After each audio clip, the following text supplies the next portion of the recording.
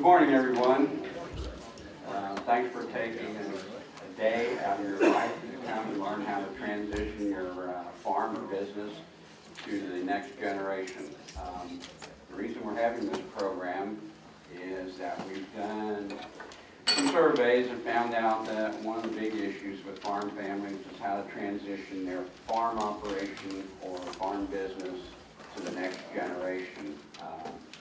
And to do that successfully without a lot of interruption in the farm or business and a lot of hard feelings among the heirs who are going to receive what you've worked hard to do. So that's the reason for the program. We brought in some experts on the matter. Hopefully when you leave here today, your time will be well spent. And this program is brought to you by the Campbell County Conservation District, the Campbell County Farm Bureau, Campbell Conservancy, and the Campbell County Cooperative Extension Service. And I don't think I missed anybody. So hopefully this will be a very educational program for you this morning. And with that, I'm going to turn it over to Don Sorrell, who's familiar with our speakers, and we'll introduce them to you. So thanks for coming. Good morning. Welcome to the Extension Service here in this office. I think many of you have been here before. I'm Don Sorrell, the Ag Agent, Natural Resource Agent here. At any time, if you need anything today, just check with me and see if we can accommodate you. Restrooms are outside, 2 mile left, your right as you're sitting here. Feel free to utilize those. We will have a break, as you can see from your agenda this morning, at 10:45, and then lunch will be served in the room next door. So feel free to, use. We got some refreshments back here at the back table. Utilize those as well. We're very honored here today to have someone that's very passionate about this subject. Okay, as our first speaker. David Marison, as you can see from the first slide, is from The Ohio State University. And I first met and began to work with David a few years back when the ag agents and hort agents in Kentucky and Ohio State began to work together on a national meeting. And from there, picked up on his program efforts in farm transitions, farm estate planning, and he's very, very passionate about that for a lot of reasons, and he'll explain those as he goes through his presentation. But David lives and works out of Ohio, and I called him last night about 6:30, and he was on his way down, and he still had 3.5 hours to drive to get to Cincinnati.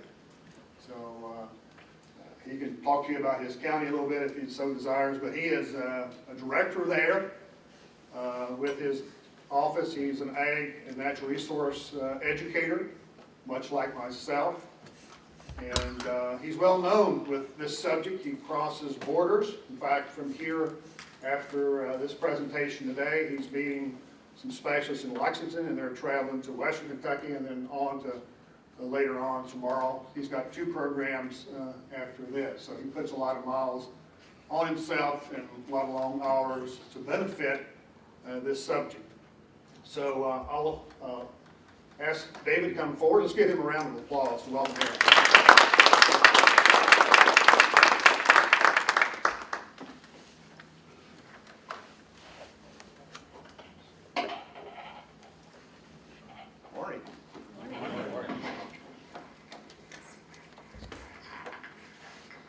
If you have any questions throughout the presentation, I asked David and some others, go ahead, you can ask those. As long as we sort of stay on time, we're okay to take questions as you go through. See if I can get this. Does that sound good? Don't you hate when you go tap on it, just make sure it's working? Well, I don't want to mess up my Ohio State tie, because I know you guys want to see that. I could have sold that tie about 10 times already. Okay, a little bit about myself, then we'll find out a little bit about you. I live in Ashtabula County, which is the farthest northeast county in the state of Ohio. How many of you have been to Ashtabula? Well, Steve, we know you've been there. Why? I have to say, why were you in Ashtabula County? You got paid. Well, you got paid. Plus, we have good food and wine. I had an uncle who lived Does he live there anymore? No, Good, I'm just trying to find out if anybody knows anybody. I have friends. Friends that live there? We were attending a wine conference up in Geneva. A wine conference at the Geneva State Lodge, probably, on the lake. Beautiful place, okay? Anybody else on this side? Yeah, I went fishing for walleye. For walleye up on Lake Erie. Yeah. We're known for steelhead trout. So one of the best places to steelhead trout in America. People come into Pontiac Creek, which is on the very northeast part. Usually our claim to fame is we have 18 covered bridges. We have 20-some wineries. We are the grape region for the state of Ohio. 68% of all the grapes in the state of Ohio are grown in Ashtabula Lake County up in the northeast part. You know, the remainder down here on the river, and then a few here and there. And we're known for giant hogweed, federal noxious weed. We have that corner on that market. And usually the only reason people go through Ashtabula County is they want to go see Niagara Falls. So we're 2 hours outside of Niagara Falls. I'm an expert here today because I think it was over 300 miles to get down here. There's my qualifications.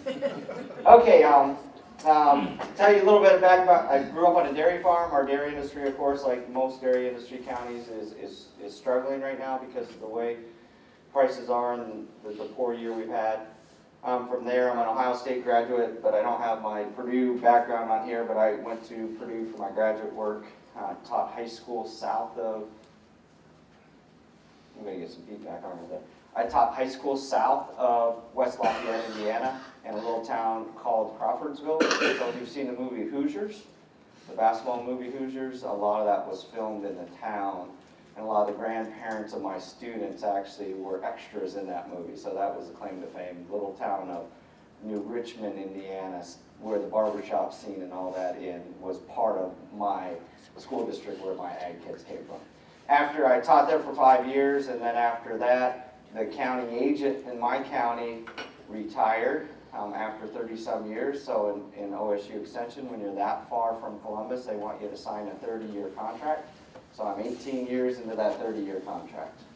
So it's not for real, but nobody else wants to live in Ashtabula County. So when they find someone that wants to go back, they sign them up.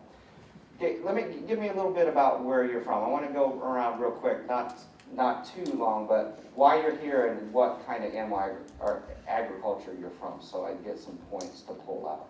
So we'll start in the front. Or why did you had nothing better else to do? There was good food and. Yeah. Big family, farmland. How do you get it from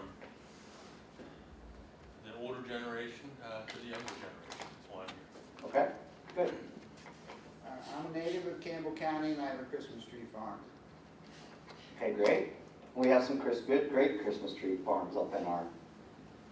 Steve, Just transferring from one generation to the one. what kind of animals? Grain. Grain? Christmas tree? Horses and cattle, Horses and cattle? Black and white ones or all black. so nice state ones?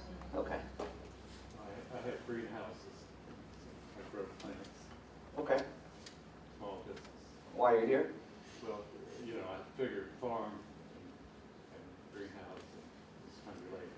Yep. To transfer the business. Yeah, I'll speak generally today about farms.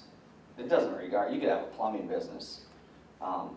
My wife's family is from the jewelry business. Same issues, regardless. If we're dealing with the same exact questions we answer for farms, we have to answer within the business. Tile and marble business, being you mentioned that. But it's a farm I live on, 4th generation. Okay. Don't raise anything now, raise cattle and pigs at one time, kind of stuff, but it's been overgrown and we're just thinking about putting it back Okay. into action. I'm a mom, and I married into the farm era, and I enjoy the season. Okay. Your friends still live in Asheville? Okay, good. Good. I'm just looking to see if I can tell my stories. I'm worried about this on cable, so I gotta watch what I say. I have a small farm, grapes and hay. Okay. Pretty much it. Okay, great. I have a small cow calf operation, small farm there. children in a peaceful way, see if they can all get along. Yeah, good luck with that, yeah. Well, hopefully today will work on that. Yeah. I have beef cattle, and the reason I came here to see what you say about wills and trust and, you know, how to pass the farm along. Okay. Our family has corn and soybeans, and, it's been passed from the older generation to our generation, so now we'll get to the age where we can get things about and pass it on to us. Okay, great. My mom has a small farm in the southern part of the county, and I've got a sister who lives in Iowa, so. Is she a farmer or just live? Yes. Okay. All right, good. We have a family farm, and my brother and my cousin farm, but my name's still on the property, so I kind of wanted to see more of the estate and the legal and that type of thing and understand it better. Okay, great.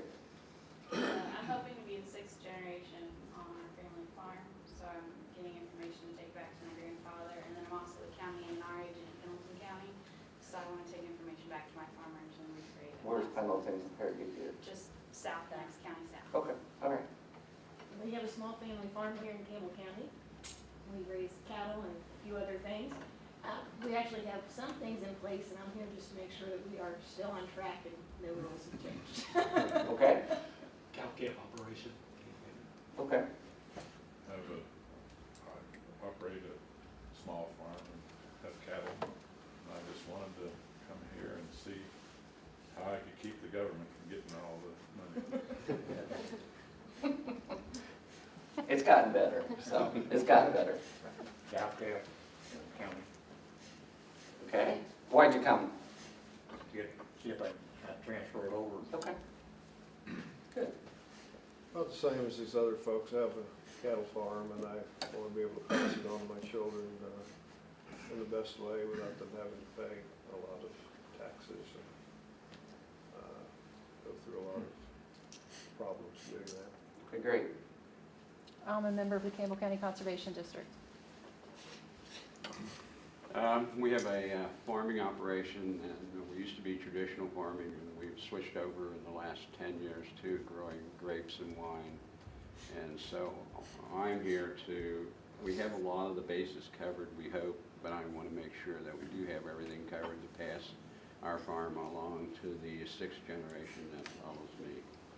And I'm hearing 6th generation, that's encouraging to hear, you know, I've heard it twice now, that's good. I live in Kenton County, and we have a cattle farm, but this is my father. He has a farm, and my husband's family has a farm, and I never had to figure out, like, how to pass it on to my, they were smart by it, like, right away, and pass it on to my kids. Okay. I have a small farm and I raise hay, beef cattle. Just wanted to see what the information on transition to keep, like the gentleman down there said, the government from getting everything, make sure we're doing it right. It's on like the government? Yeah. Mm-hmm. I just have a small farm, cattle camp operation. I've worked really hard on this farm, and I want to keep it in the family, so that's the reason why I'm here. Okay, great. I'm an estate planning attorney, and I help clients pass on their legacy. Great, so you can help in any tough questions are coming your way. And she's the afternoon speaker too. Yeah, great. That's even better. I currently sit on a Cold Spring Board of Adjustment, but I also work for a financial company, and when we do financial planning, one of the things is legacy and planning, so we just never ventured in the farm area yet. Okay, great. I'm from Bend County, Indiana, Angola, and probably know where that is. I know exactly where that is. And we still have the house on the lake, and the land is across the road, and it was my grandparents and my mom and dad's, now it's my brother and mine. And we have differences, but we grew up on a farm. I grew up totally a farm girl. And I'm just kind of interested in the wills and the trusts and all that. So you have some, they're gonna stay for you the afternoon, aren't they, for sure? But just to give, that gives me a good background, that means we have a lot of beef, which I expected in this area. So I guess maybe some of my dairy jokes might, but I think they're kind of applicable. We have should mention, we have a pretty good vibrant beef industry in ours because we're a county that should be all grass because it's so miserable up there because of lake effect snows. So we have good beef producers. In fact, on Saturday when we go back, our beef cattle banquet is that weekend. And we are, I should mention, we are the largest biofuel raising industry in the United States. We have just over 4,000 acres of miscanthus grass, which was going to go into biofuels, but now it is actually being made into the Chipotle bowls. And they're completely 100% biodegradable. So someday they're going to get to the point where they make school lunch trays and all that. When kids come through, everything goes to the compost bucket instead of going back to the landfill. So that's our claim to fame. I want to notice if you open up your packets on the left-hand side, this is to help you go, because I know the things that we speak about today throughout, it gets to be a long day, so you might want to come back for nice references. So in this, what I've done is the first topic here is the slides. Actually, I didn't do this. Don did this all for you. But there's the slides, and I took out the pictures to protect the innocent, some of the pictures that needed to come out, so those are in there. But if you want to take notes, the afternoon slide section is there. There's a couple of fact sheets from Ohio State that Don has pulled off for you. And then there's two things in the back. So this one that says planning for the successful transition of your business, you might want to pull that one out initially with the slide sets, because what I will try to do as we go through this is, I hate the splash and dash where you come and you hear a great message and then you go home and then you throw your notebook on the counter, and then when you're doing some house cleaning about 10 months later you find it and then it ends up just getting thrown away. So what I've tried to do is, as we address some of the questions you should answer, there are worksheets in here where you could actually take some time, and over the holidays are always great times to do that, is where you can start to put some of the stuff down on pen and paper, so you can actually start to formulate a plan. This way, when you go see your attorney or your financial professional that's helping you, a lot of things that you put together will save you time and money and aggravation when it comes to dealing as you're starting to put that plan together. So what I'll attempt to do and try to remember to do is give you the planning pointers as we go through today, that you're able to look at this and say, okay, I can go back and answer that. Okay, so today's objectives, try to get out in front of them. Learn from train wrecks from the other parts of Ohio. That's why I asked if any of you are related to anybody in Ashtabula County, because I want to be able to share some of those stories from home. And as long as you agree never to share those with the people back home, we're good with that, okay? Learn the 9 questions to answer when planning. I like to put things in questions formats, because then you get to answer the questions to make it easy. Recognize some of the unexpected events which can affect a farm operation. And then share a planning document that we're using in Ohio. I have to admit, we kind of stole the idea from Kentucky. And it's because they have a great planning document, and when we get to that point, I'll show you how those two kind of look similar, but they're a little bit different. Should say this is not it's an education. Here's my cover my rear end statement here. I am only here for education. I'm not an attorney. I am a tax preparer, but I'm not here in that vein. So this is to give you ideas, to get your mind rolling. You put your plan together, and then you go see your tax accountant that you work with normally, as well as your attorney. What I hope to do by the end of the day is give you those questions that you should be asking. Sometimes when you get in and start to speak to an attorney, you freeze up, and you don't know what's the questions I should be asking, and that's kind of where I am bringing this from. I know it's early, so I wanted to start with a quiz. Okay, everyone look at this. This is the quiz to see if you're going to be successful in this whole farm transition. Okay? Everyone got a good look at it? Okay, now write down everything that you just saw. Don, they don't think I'm serious here. You want to look at it real good? Okay, there it is. Now write down everything that you see. Oh. Now, let's see, I'm figuring this out. So I would say write it down. Did anyone write that? No, you didn't have time. Oh, look. He's actually trying this. Steve is good. He actually got a few of them. Wouldn't it be easier? Is this the same thing as this? Okay, sometimes we got to work on this. 1 goes into the box, 2 goes in that box. So if I go forward, is that the same thing as 1? Yeah, it is. So just a little mind game for you to begin with. Well, really what that's saying is that I don't think there's anything that I'm going to talk about today that we already don't know. I think intuitively we go through and we have these thoughts and processes as we're moving cattle or we're working Christmas trees or whatever it may be. We're thinking these through, but sometimes it looks, when we're talking about the future, it looks like a jumbled mess like that. Hopefully after today's program, from top to bottom, when you throw all the speakers together, we'll make it look to be an easier puzzle to put together. So that's really the objective or the goals. Okay, so let's start at the beginning. Why don't we plan better for the future? Well, why is it depressing? Because you think about losing your parents. Okay, so it's depressing because you're going to lose your parents? Try to make everything equal. I'm trying to make everything equal. But we're going to talk about the word equal. I hate the word equal. Yeah. I like the word fair. But equal, how do you keep it equal? Okay. Why else? You always think there's gonna be time to do it later on. There's always going to be time to do it later on. We're busy with harvest, we're busy with that, we're busy with planting, we're busy with shipping cows, whatever it may be, we don't have enough time. Why else? It's emotional? Yeah, not tough. How many just love sitting down at Thanksgiving dinner? You want to really ruin your Thanksgiving dinner? Come up. Say, hey, let's talk about when mom and dad died and how we're going to divvy this thing up. See the reaction of your parents there. See the reaction of your sister or brother, too. That one might even do better. So it's very emotional. It's very tough to talk about. Why else?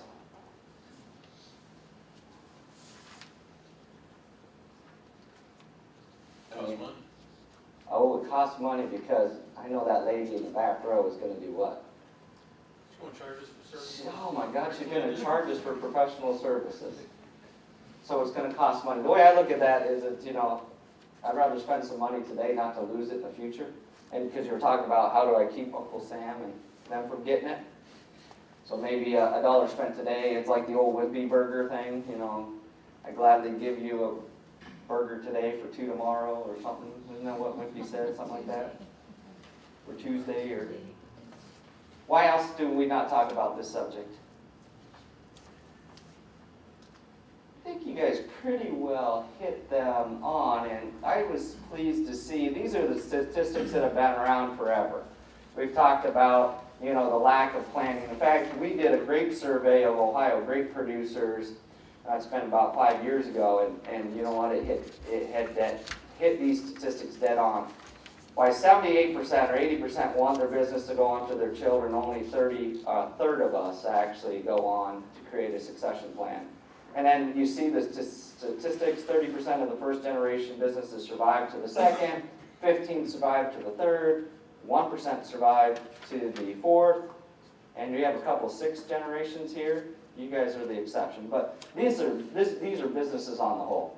And we know agriculture, businesses are tied a little tighter to the family fabric. So it's not unusual to see 6th and 7th generation farm families in businesses because it's part of our family makeup.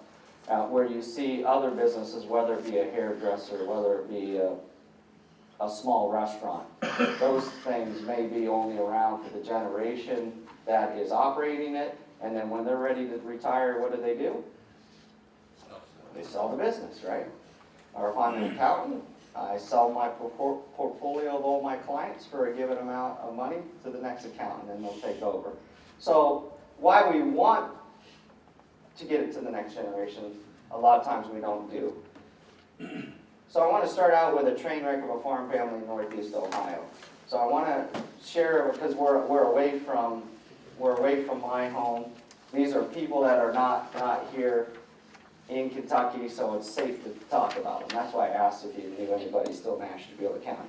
So we have Levi and Clara that are the main principal operators. They're the 2nd generation on this farm.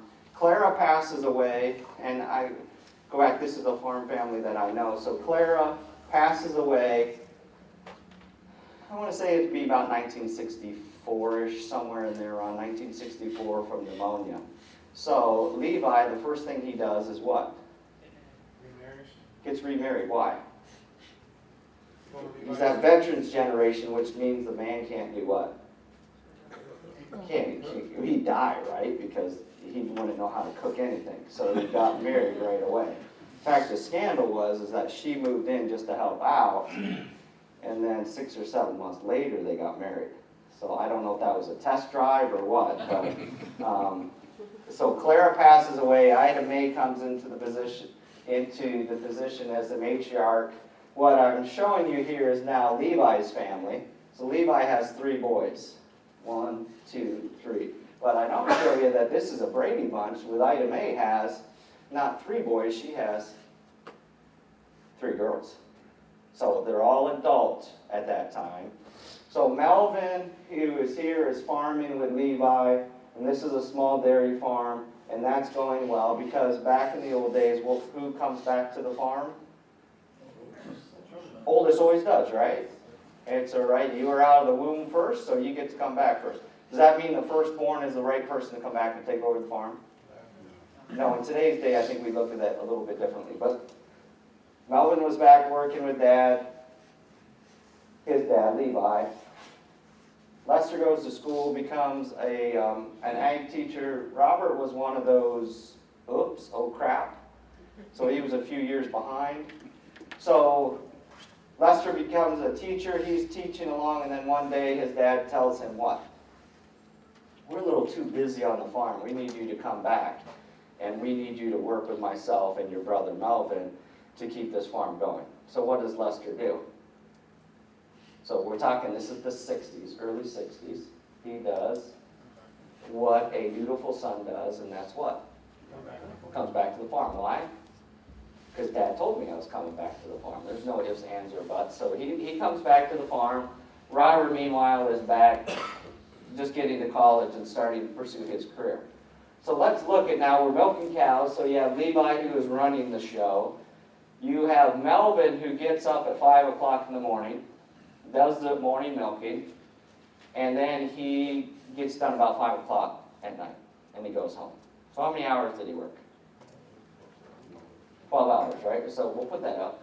Now, Lester, he can't get out of bed to save his soul, so he gets up and goes to the barn about 9 o'clock in the morning. But then he works and does the evening milking and comes home at 9 o'clock at night. So how many hours did he work? Are they equal? Assuming that they get the same pace and vigor and blah, blah, blah, right? 12 hours, 12 hours. So they get paid the same. Levi's happy. Are the brothers happy with that situation? Well, yeah, we don't know. We got to ask questions, right? Well, he gets to sleep in and eat breakfast with the kids before they go to school. He gets to go to the ball games at night and eat dinner with his kids. So they made that balance with their family. What do you think the wives think? This is where farm transition goes to hell.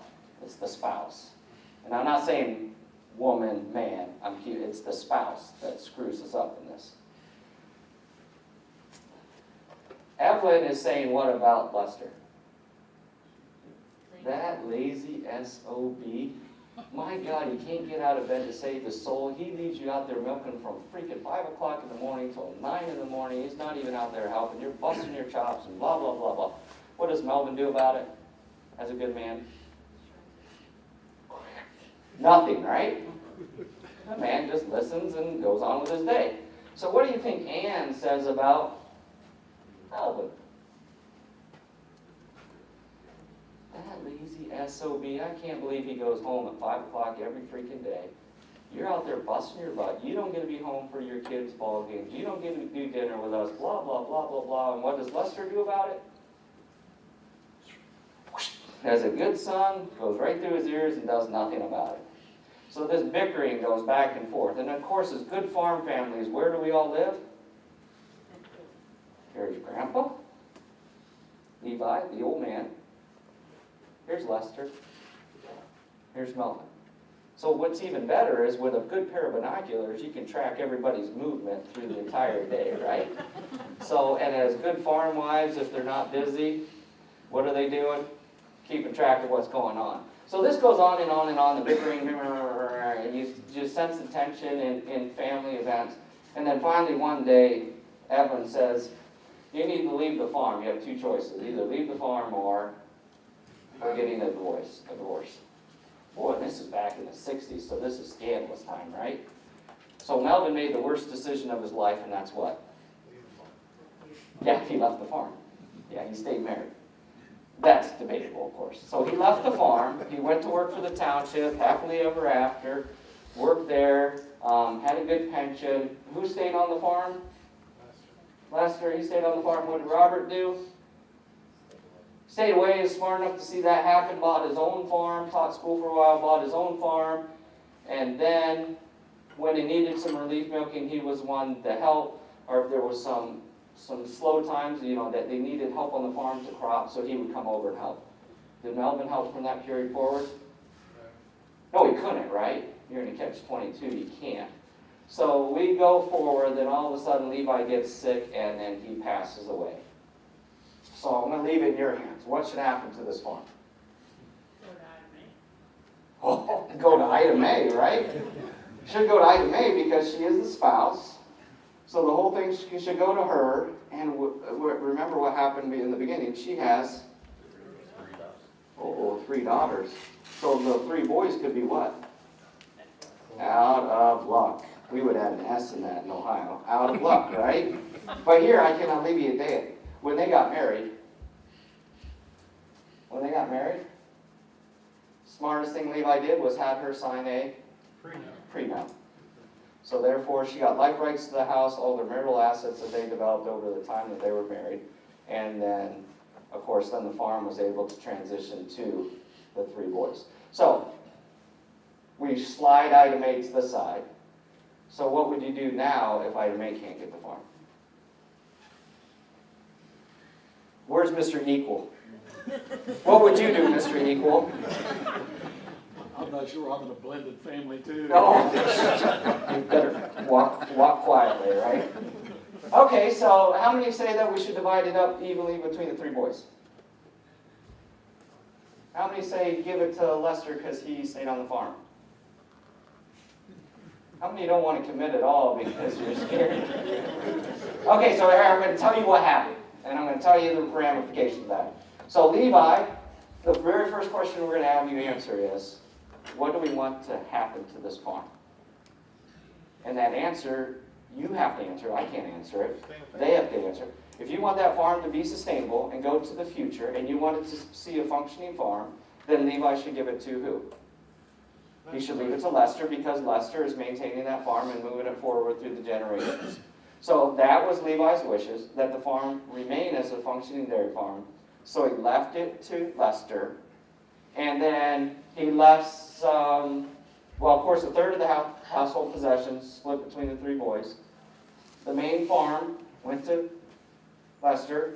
There was a farm that he inherited from his brother that went to Robert because of all those times that Robert helped. And because Melvin left the farm back in the early 60s, he received a tiny bit of life insurance and that was it. Fair? Is it equal? No, not equal at all. Is it fair? No? Who said no? I said no. No, why? Well, because Melvin stayed there and helped his dad for several years before Lester ever come into it. And that's, so, I mean, I think he should get instead of getting a little tiny bit, he should get maybe not an equal share of what Lester got, but he should get. Okay, so let me add it. Awesome observation. Let me add a little piece to that. When Melvin left the farm, Melvin was bought out of the partnership by his father, Levi, and that bought out included that he went and paid his entire land. Melvin owned some land and a house. Levi paid off that entire farm for him and gave him every animal that was under the age of 2 years old in the herd, which I shudder at on a dairy farm. So he took all the young stock. On a dairy farm, what's the lifeblood of your operation? You know, you're replacing 30% of those cows a year on normal in a dairy operation. So all those cows went with Melvin. What was left with Levi and Lester? Nothing. So they had that. So that kind of set the arm. So we're talking about the net worth of that growth to that farm that between Levi and Melvin. And back then, they tried to accomplish that by purchasing his farm as well as giving him the young stock. So would that change your answer? Yeah. So what do you think about what Levi did?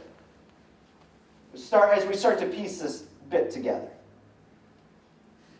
Okay, so Levi, did he tell anybody about this, what he was planning to do with the farm? God, no, we don't communicate, right, as farmers? We may grunt at each other, but we don't communicate. Men, right? We don't do that, right? So he didn't communicate. No one knew what was in the will, so everybody was at the funeral. I was at the funeral. Everyone was boo-hoo, sniff, sniff, boo-hoo, hoo-hoo, cry, cry, cry. And then what happened? They read the will. So they read the will. What do you think the reactions were of the three sons? Split up. Unhappy. No, the boys were pretty much okay with it. The three boys were okay with it. Why? Because they understood what Levi wanted kind of do. Who was not okay with it? Oh my goodness, hell have no fury like a woman scorned, right?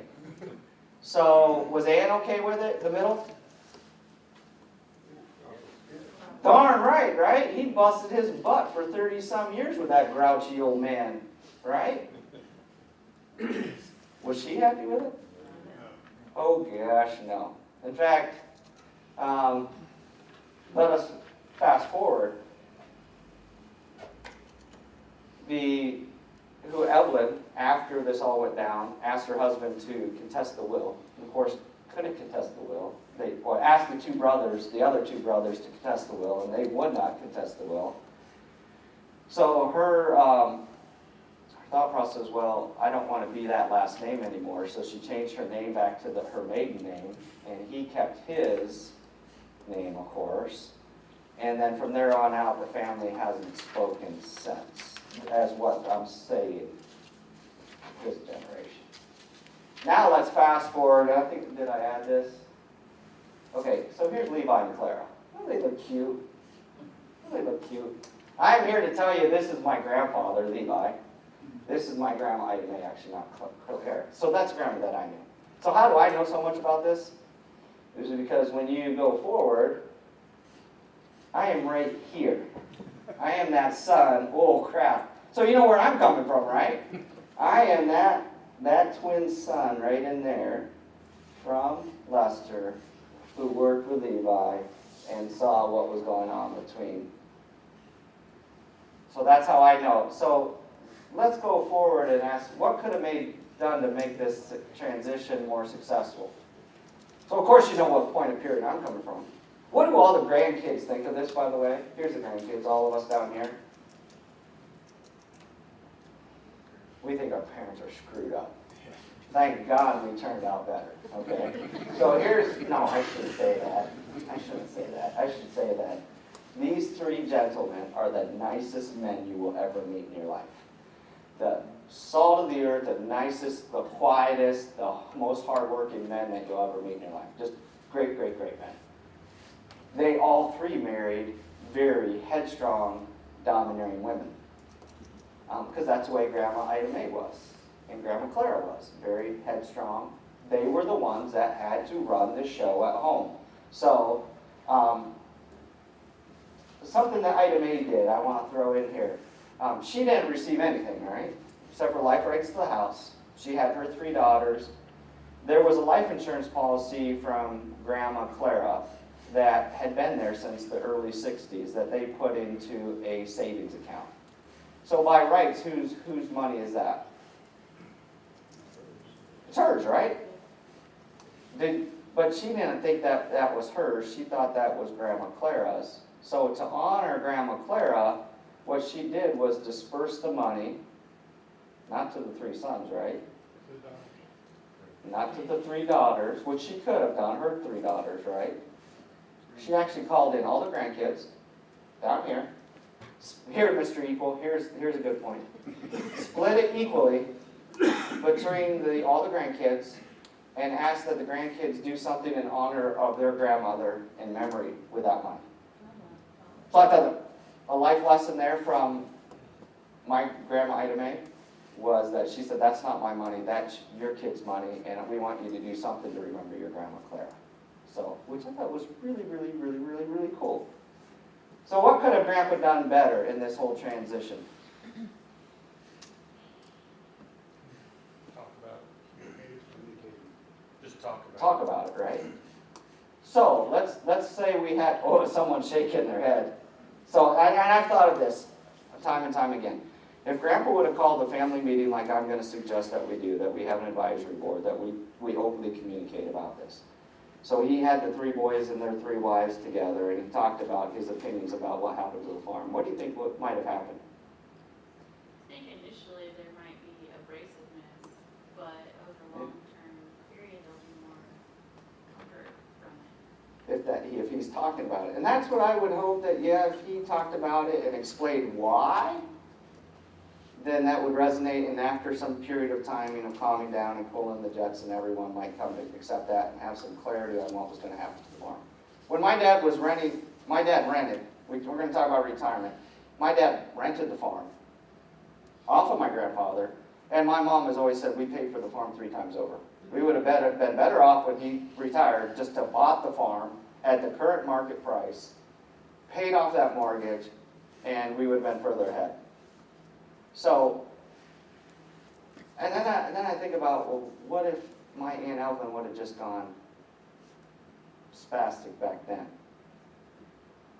My grandpa was probably saying, you know what, I know that this is going to stir the pot, and you can deal with it. And this is what most of the older generation will say, they can deal with it after I'm gone. And let me tell you, it doesn't get better after they're gone, because it just gets worse. And so anything has happened since? Oh yeah, there's something that's happened since. So what's happened since was that in 2010, my dad was diagnosed with pancreatic cancer.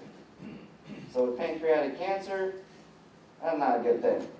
So he was able to last 7 weeks. And in that time, we had to, oh crap, what do we do? Because it was a functioning dairy farm. We were farming 500 acres at the time, milking 50 cows. What the heck do we do it? And of course, he got sick on May 1st. And what are you doing in Ashtabula County? Well, we're watching rain still on May 1st. But that's when our planting season begins, is in Ashtabula County. So that, his time of his sickness was during one of the busiest times of the year. So when Dad passed away, now of course there's been no communication, there's been no discussion from this side to the rest of the family. So I went down with my wife, and I said, well, you got to go down with me just to protect me. So I went down, and my wife thought at the time, well, you're crazy, this can't be that bad. So I went down, and I went to the house and said, Aunt Evelyn, I want you to know that Dad passed away. And she goes, I already heard, and I'm glad he died. And by the way, I already called the funeral home to let them know that you can't put my husband's name in the obituary as his brother. Honest to God, I'm telling you the truth. I can't make this crap up.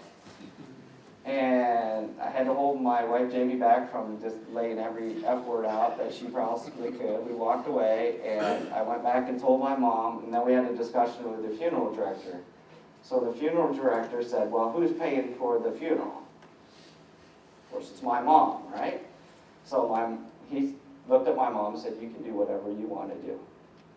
So he said, I got the call from Evelyn. Yes, I received it. And I said, thank you so much for your concerns.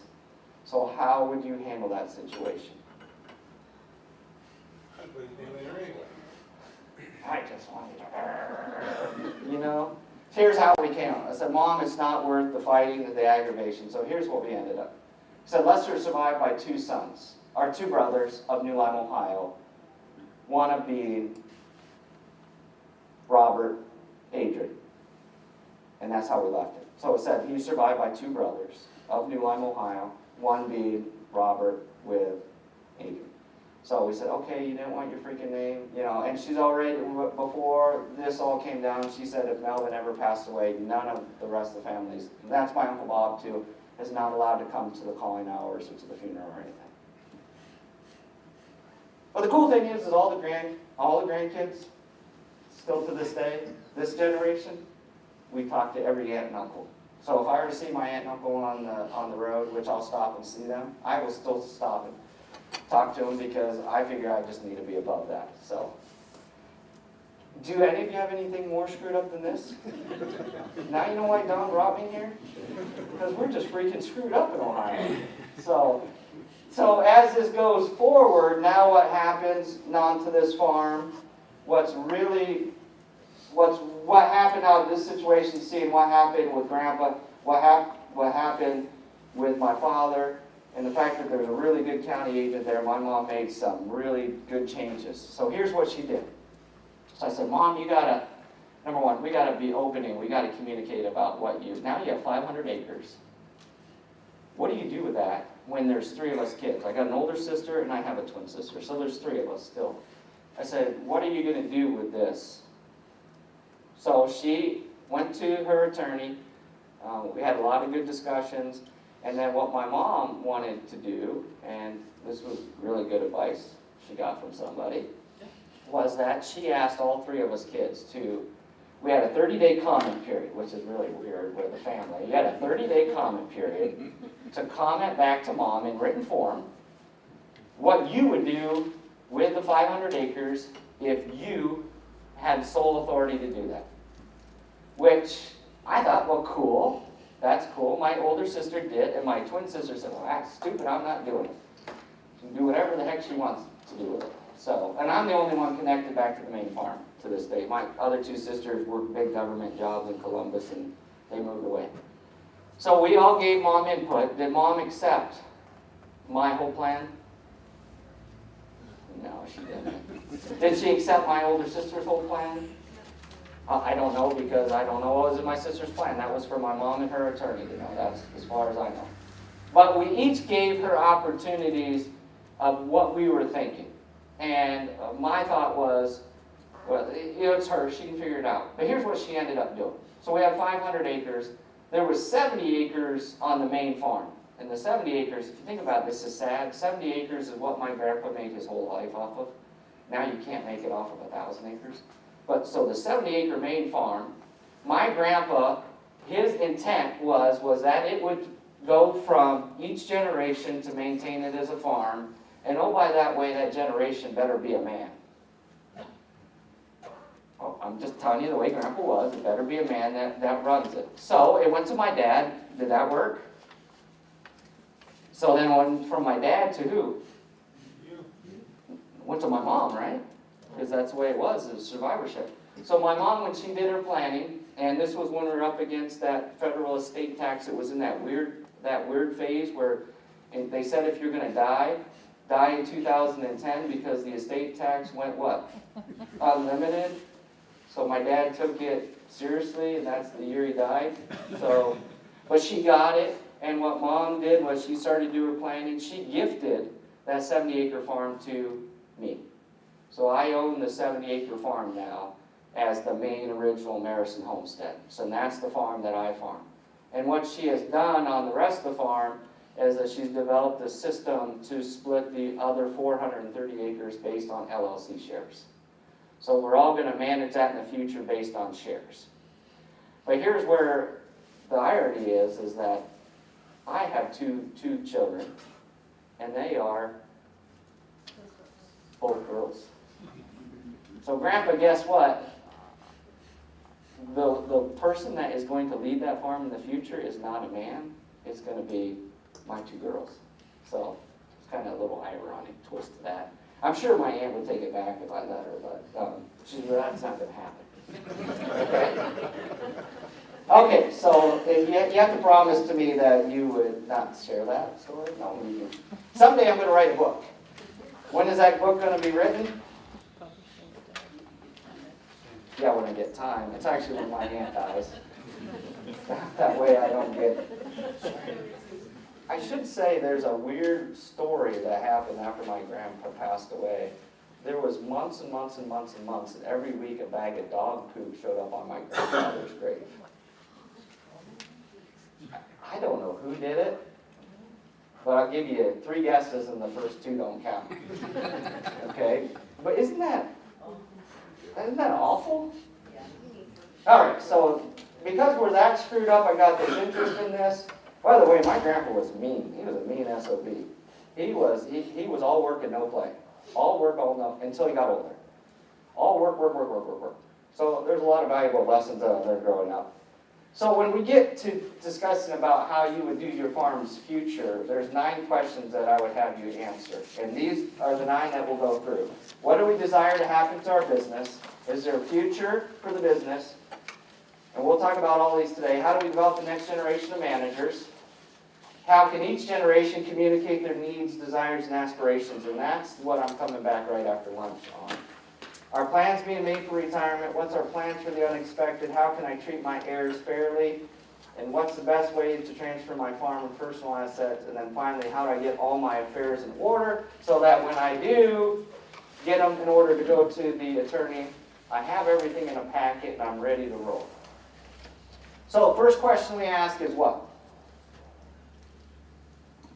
Do I desire to have this business continue for the future? And the question should be a yes or no question, right? So when you flip in your packet, the first thing I did was the reasons why farm families don't plan for the transition. We talked about those.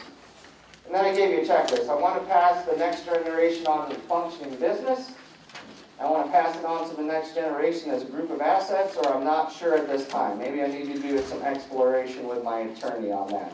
So page 3 we're going to come back to, page 4 we're going to come back to. So just flip to page 5 and we'll go from there. So this should be a yes or no answer.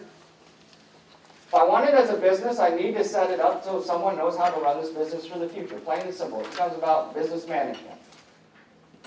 If you're in my situation where my 2 daughters, one lives in Denver and works for a college out there, the other is 16 and she wants to be an occupational therapist, so I don't think they're coming back to the farm. My future for that farm is very different than maybe someone down the road. My job as the owner of that land is now to prepare them to manage it as absentee landlords. And I think we can do that. So regardless if they live in Denver, regardless if they live in Chicago, or they live there right in Jefferson, my job is to equip them so that they can manage it and rent it out to local farmers and have it as an asset base that they can have for the future. And they can do that from wherever they live. So we may be in all different situations here in the room. So if you're just passing on assets, you mistrusting government people on this side of the room, the good news is what? That we have gone to permanent legislation, and I don't say anything's permanent with the federal government, correct? But right now they say permanent legislation that the estate tax, and I think you'll be talking maybe this afternoon a little bit about this, so here's your little precursor, that it's at 5.43 until we get to the end of the year, indexed for inflation, so it moves up to $5.45 million in 2016. So every year that's increased on a small index, as you can see for these 2 years, and it has portability, which means if you're married, then my half, basically my 5.43 million, when I pass away, can roll to my spouse. So essentially, if we look at a farm estate, we can transfer a farm that is valued at $10.8 million, give or take, rounding. Okay, I know that our ground's very, very valuable in Northeast Ohio, not. But I'm pretty confident that I can get 10.8 million or less out, into the, so a federal estate tax should not be the issue. Where you have to worry about is state income tax, if there's the estate tax, and however Kentucky, you'll talk about, I'll tell you what happened, it happened in Ohio when Governor Kasich came into office. Governor Kasich, who is running for president, he eliminated the Ohio estate tax, which used to kick in about $350,000. So any estate over $350,000, there would be an Ohio estate tax. But right now that is gone, and that's only gone as long as Governor Kasich's in office. So on this, it's about what we'll talk about at the end is pulling together a balance sheet to know where I actually stand as far as my asset portfolio. What's the cost basis to all that? What money do we put into it? And then realistically looking at what's the market value of that today if I were to have to sell it today. okay? So that, to me, it's made estate planning a lot easier, but I don't think it's still anything that you do a will in that and then you forget about it for 30 years. You need to keep going back every couple of years and visiting with your attorney to make sure you're still on target for what you were thinking.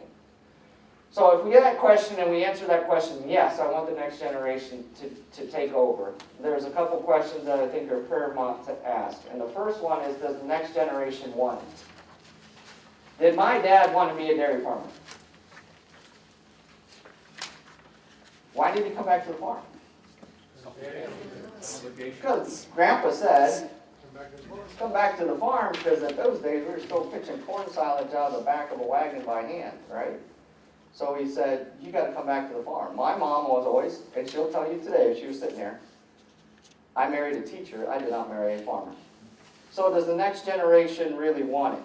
So sometimes we assume that the child wants it, or if we have kids that live off the farm, about who's going to want to manage the farm. I know it's going to be the youngest one that does the work. The oldest one will not, in ours, will not manage the farm. It will be Annalise, the youngest daughter. She'll be the one that manages it. So are you looking at the right generation? And even more importantly, have you asked them, do you want to have anything to do with this farm? Because if they don't, then that conversation then with your attorney is completely different then. And I think more and more, can we get along? Did my uncles and my dad get along?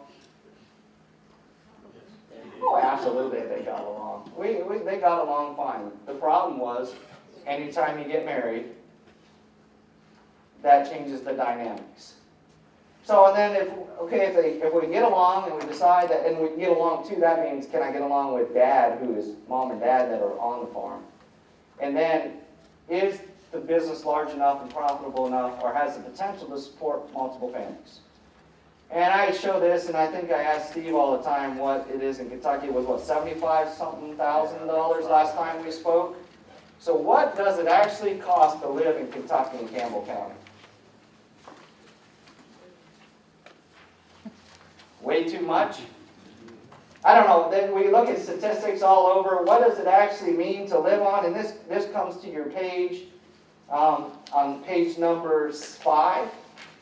How much does each income need? How much does each generation need from the farm operation? The senior, intermediate, and junior. I put 3 generations because in most times it probably is going to be 3. And then look at our historic farm net income. And are we able to meet the needs? I don't know what this is for everybody. I have a farmer that's living on $20,000, and I have some farms that get $100,000 withdrawal off their farm, and they're not making enough to survive. So only you know how much you're living on. We know that in agriculture, what's happening to net farm income. Notice this only goes to 2012. We can show you what happens in 2015 and 14. What happens? It goes up and then it goes like this. Why? But you beef guys are doing okay right now, right? Should I say that? The dairy guys were doing really good, but now it's like this. But we know the farm economy has crested. Now it's coming back into this, and it's kind of leveled off. So we know our farm income is typically tied to what? Markets. The markets, right? If my uncle has a phrase, this is Uncle Bob, is this a steak year or is this a baked bean year? He says, if it's a baked bean year, which it is this year, we're going to eat more baked beans than steak. 2 or 3 years ago in the commodity world, it was a steak year. In fact, farmers didn't know what to do with the money. Well, the tax accountants were going crazy because we're buying more new paint and doing all this stuff because there was so much money out there. Now it's kind of come back. Well, what's it going to take for families to live? And that's what these living expenses get at. What are your actual living expenses? And I say actual, I underline actual, why? Because aren't there a lot of hidden costs on farms? Imagine if you had to go buy that half a beef from the store. But we never buy the beef, right? Because that was the cull cow that ended up in the freezer that technically we're not supposed to deduct the expense of raising that animal in the pure tax sense. We have an Oliver tractor, 1550 Oliver, sitting in the garage, hasn't run for years. Why do we have the Oliver tractor? Because the Oliver tractor is a gas tractor. Guess what else is gas? Truck, the car, everything else. Do you know how much propane that grain bin takes a year? Oh my God, it's ungodly. Just happens to be that propane tank is right next to the house propane tank. So when you start to look at it, when my older sister and her husband were back farming with mom and dad for a while, they said, well, we just can't make it, which is true. On a typical dairy farm, you're lucky to make $500 per cow per year. So if we're milking 50 cows, $500 times 50 cows, that's a net income of, farm income of, $25,000. Can two families live on $25,000? No, not going to do it. But one thing that I cautioned to my sister, I said, my mom is providing free babysitting for you while you go to work. They're providing all the meat that you can, they're providing all the electricity, they're providing all your gas for your vehicles, and all your heat for your house. Well, they're not giving us anything. Those are 5 huge things. So when I say about actual living expenses, make sure that's factored into your equation and thinking about that. So as you're planning for the future, one of those things that we like to throw out there, and I don't know if there's any science to this or whatnot, there's got to be some science. But it's a rule of 72. Basically, you take 72 divided by what you think the interest rate's going to be. So 4%. I don't, maybe you're more aggressive and you want to use 3%. I like 4%. 72 divided by 4 is 18. So what that tells me, if I'm long-term planning, and this is just one of those quick things, if I'm long-term planning, that means that in 18 years, if I'm living on $50,000 today, I know 18 years from now, I gotta be bringing home $100,000 to live on, the way I'm living today. Okay? So rule of 72. If you wanted a AAA, it's 28 years. So on your sheets here on page 6, if you're looking for a way to write down, and there's a lot of good extension fact sheets with this where you can do your actual, I know Kentucky has a bunch of them, but if you're looking just for some ideas on what am I actually spending, boom, there's a way to do that. And then as we get into the next question is how do we develop the next generation of managers? And Peter Drucker had this nice saying that the final test of a CEO is how well you choose a successor and whether you can step aside and let them run the country or the company. Same thing here is, and this may be a generational difference that we'll talk about this afternoon, it's really, really, really hard for the veteran generation to give up control. And that older generation is tough to give up control. In fact, I've heard stories where, yeah, Grandpa's finally retiring and he's 98 years old. So who now gets to take over the farm? Somebody who is 70 years old. So that transition is kind of a lot later than we would like to see. And you know, you look at how is our farm run. This was my grandpa, Levi, in the middle. This we call the center of the universe philosophy on management, is that I am the sun.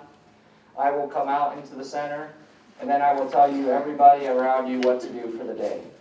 So we used to do that around the milk tank every day. Why? Because you could get a glass of milk. That was before you weren't allowed to drink unpasteurized milk. There was probably some unhealthy donut there. And then Grandpa would give you your marching orders for the day. Or the farms I hate to see are this. No one has a freaking clue about what anybody's doing, right? There's nobody answering to anybody. At least in this situation, somebody's telling you what to do. The problem is that when this person passes away, there's a lot of institutional knowledge that goes with them. One thing that we have to look at business life cycle is, and this is where the dynamics and families are really, really touchy, was if I'll use my grandpa for this. When my grandpa, he busted his butt. He's growing the farm, right, over time, growing it. Who does he bring back? He brings back Melvin and Lester. And at the same time, my grandpa is getting more mature. These times, of course, it shows there's a learning curve when you bring somebody back in. You become less efficient for a while before you get more efficient, and then they start to climb. And then when you get to here, you have two opposing forces. Because the senior generation is going to become more conservative, right? Where the younger generation wants to do what? They want to be aggressive, they want to grow, they want to, and that's when, well, we tried that once, it's never going to work, you know, we can't try that. Those kind of discussions, they're beating up against each other because the generations have different ideas of where it should go. So that's tough when you start developing a plan for turning over managerial control. So how do we develop the next generation? So who should be the successor? It could be an in-law, it could be a grandchild, it could be a neighbor. In the old days it was easy because it was the oldest son. Now it's a little more difficult, that you got to kind of look outside the box. There is a farm in southern Ohio that an educator and I have met with and worked with, and I have a lot of respect. This guy he's a pioneer dealer, a couple thousand acres of crops. They bring in watermelons, sort them off the truck, and then redistribute them. They sell sweet corn up in Canada. So the guy's pretty sharp, which means his kids are really sharp, which means they left the farm. You know, they're both professors for universities out in the Midwest. So his family, and somewhere they're in his late 60s, he and his wife decided that they didn't like each other anymore, so they got a divorce. Which I didn't ask why, but they got a divorce. So now he's looking at, this is a very profitable ag enterprise. What do I do with the farm? So who do I give it to? So he actually went through the process and went through and asked his sons, worked with an attorney, brought the sons in, the sons went through, they went through, and the guy can go and show you his profit and loss for everything off the shelf. It's in his office. So he asked his sons, they have no interest, they live in Iowa and Nebraska. So then he started, well, my goal, he answered that first question, which was, he wanted the farm to keep going. He didn't want to look at it as he said, I worked too hard for this just to be sold off to the highest bidder. So what he started to do was, of course, it's a bigger farm. He started interviewing and working with all the middle managers of the farm, which there were, I think, 7 or 8 middle managers under him, middle managers. So he started interviewing each one of them. He took them all to the attorney. The attorney sat down and talked with them. So he spent some money. You're talking about the money issue? He spent some money just to have the attorney talk to all the middle managers about what the plan was in going forward. So he interviewed them. He did research, and then finally now he's settled that he is selling. There's a working place that he's selling, and of course when you come in from the outside, you can say, whoa, you're selling that way too low. But he's actually selling it to one of the middle managers to buy the operation to take it over. So it's not even going to be blood in the future that runs the business. It's actually someone that he actually interviewed that works for him, and he's comfortable. And I met the person, the couple, it's a couple, and they'll do just fine. So then ask yourself, can I live with their decision? I have a great story to talk about that here in a second. And then start to give over control in different sectors of the business so that they can master each one. And I have some strategies for that. And remember, Rome wasn't built in a day. And as you build this plan, don't give mixed messages. You know, develop a plan to do that. So you got to look really close to this picture. You notice what's wrong in this picture? Speed limit. What's the speed limit say? I told you how screwed up we are in Northeast Ohio. Speed limit in this lane is 60. Speed limit in this lane is 50. Someone really screwed up. And you know what? This is not Ashtabula County. This is Lake County, which is right to our west. And I did not take that picture. It was a friend that took that picture on their way to work. So I'm able to use that picture. But sometimes we develop these plans and we give confusing messages. You want them to take over, but you'll never give them the reins to be able to take over. So a testing or a trial period. Employment at another business. So if someone's coming back in to take over the farm, employment at another business is a good idea. Why would that be a good idea? Yeah, you get to learn how to work with other people. Losing somebody else's money. You lose somebody else's money. In other words, you make your mistakes on somebody else's dime. My grandpa used to say, well, we can never... Any of you guys do baleage? You don't do baleage in Kentucky. Do you do? Okay. So, my dad was the old chop it, put it into the silo kind of guy on haylage. And anyone who's... that crap haylage coming out of a silo loader trying to feed in the middle of the winter when you get the cold and that, it just is a pain in the butt. So finally, you know, I kept telling Dad, well, we need to switch to maybe doing some bailage, and we can do this a lot easier. Well, that will never work, son, that will never work, that won't ever work. Well, the one, you know, we had a really wet spring, it was like June 1st, no hay had been made, and then, you know, Dad said, you know, let us try this bailage thing. We made all our bailage, all our first cutting hay that used to go into haylage in 3 days. And the cow's milk went up, everything was awesome. So it took a bad weather event for him to actually change in that. But maybe you're so set in your ways on your farm, you don't see other ways of, there's 10 different ways to feed cattle. So maybe you wouldn't see how to feed those cows unless you saw it on somebody else's farm. So, and when they come back, they should start as a new employee. They shouldn't be the top manager. They should work themselves up. That's the best thing. And have job descriptions into practice and really routinely evaluate. I would say this is probably one of our biggest flaws on farms, is that we have no job descriptions. I have a job description for my job. I know exactly what I was hired to do. But a lot of times when kids come back to the farm, they just get told what to do, and there's no sense of handing them a job description. Okay, you're going to start out on our farm, if you're going to start out as a milker, well then tell me how do I know when I have mastered that task? Because remember, you think about the son or daughter that's coming back to the farm, you should have a job description in your mind for everything that they need to do, learn how to operate on that farm. And they should go through, methodically, you should have set up to where they master this set of skills, they master this set of skills, and they keep moving up, so finally one day they get over here, and that's where you feel comfortable enough to turn the operation over to them, okay? So job descriptions, most of us don't do that, but we should. You know, we should have them about the descriptions and the things that they need to do, and we should have a chart so everybody that's in the operation that knows. And in our packet, there's some questions that I put in there for the next generation to think, and there's some things as you look at your operation, strategically, SWOT analysis. In a longer program, we would go through these in depth. But the questions for the new manager are on page 12. So if you have someone coming back to the farm, have we ever taken the opportunity where we ask them about, are there additional responsibilities that you think you should or shouldn't have? So maybe I have a son or daughter that's back on the farm right now. Do we take the opportunity once a year to sit down with at least once a year and say, you know what things do you think you want to take on next year?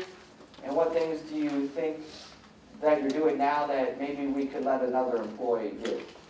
I come from the old school of when's the first day I learned how to plow a field? We still plow a little up in Northeast Ohio. When did I learn how to plow? I watched visually a lot. I did not get to plow the field until Grandpa died. You want to know why? Because Grandpa was the only one that could cut a land perfectly. So he would never, you could rake hay all freaking day, and you could pitch out the box stalls all day long, anything that required the back. But when it came to doing some of that, like plowing, just how do I put dead furrows into a field and those type of things? How do I do that, or do cross stitches? When did we learn how to do that as kids? It was when Grandpa passed away, because even my dad wasn't allowed to do it because Grandpa did it the best. So are you asking them the things that would have been asked? Maybe that's something I would have said I want to do. Are there changes that need to be made for you to have an interest in the business? So if I'm back in the business now, what do we need to change? And a lot of the times this comes back to one word, and that's money, more money. But how can some things that we can do to change, and what are some weaknesses that need to be addressed? So maybe there's, maybe the son or daughter is weak in accounting, so maybe they could come to the extension office and do a QuickBooks or Quicken training to do the financial record keeping. Maybe you need to alter their schedule, so now instead of mom traditionally does the bookwork, now maybe instead of mom doing all the bookwork by herself, that then one of the sons or daughters working side by side learning how to do that bookwork. So develop a plan on, have a conscious thought of how you do that versus just flying by the seat of your pants. And then share the responsibility. See that as a thing that will happen overnight. I got a strategy that I hope that you will think about and schedule meetings to think. And here it is.